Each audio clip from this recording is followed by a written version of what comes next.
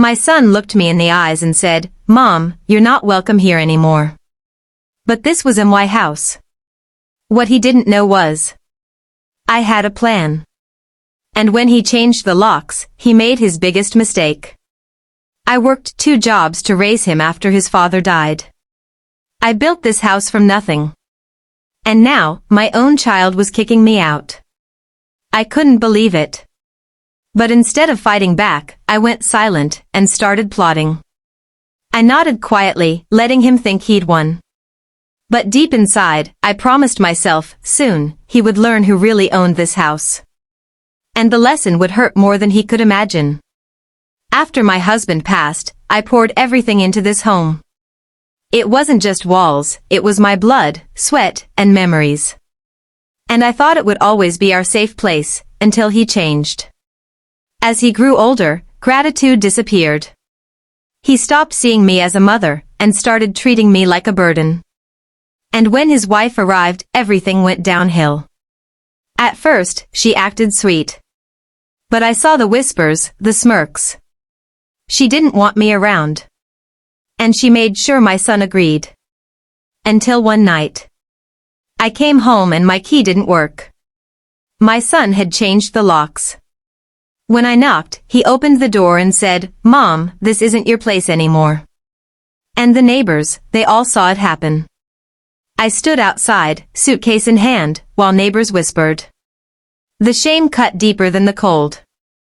And his next words shattered me. "Find somewhere else to go," he said. Like I was a stranger. Like I was nothing. That night, I cried myself to sleep. But the next morning, everything changed. Staying at a friend's, I broke down. But beneath the tears, something hardened. I would not let him destroy me.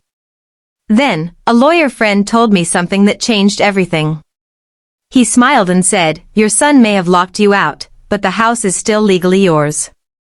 And with those words, the game began. No more begging. No more crying. I was going to take back what was mine. And I had the papers to prove it. I gathered the deed, my name shining in bold letters. Every proof stacked neatly in my folder. And soon, I'd deliver a message he would never forget. My neighbor came to me.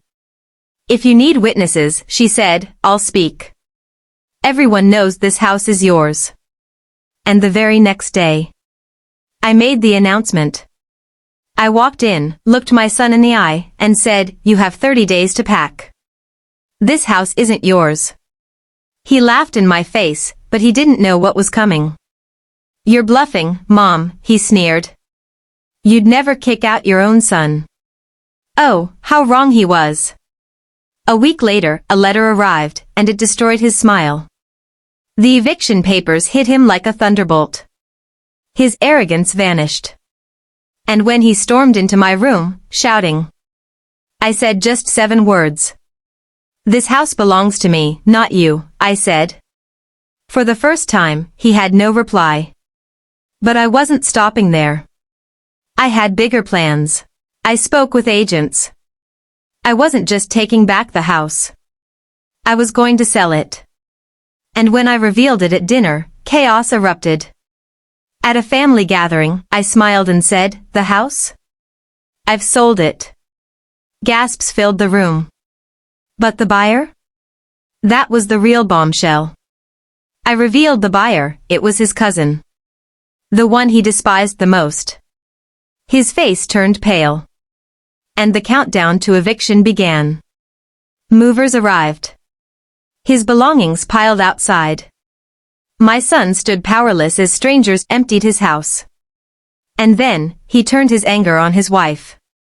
He blamed her, shouting, furious. Their marriage cracked under the weight of his arrogance. Meanwhile, the neighbors were watching everything. Whispers spread. The man of the house had lost it all. Respect is hard to earn back. And his wife? She was already regretting everything. She whispered through tears, "We never thought you'd go this far." But it was too late. And with one final goodbye, I shut the door. He begged one last time. I looked at him and said, "You told me I wasn't welcome. Now, neither are you." And from that day on, my life changed forever. With the money, I bought a smaller, peaceful home. No drama. Just peace. For the first time in years. I could breathe. I finally slept soundly. No manipulation. No disrespect. Just freedom. And the lesson? It's one everyone needs to hear.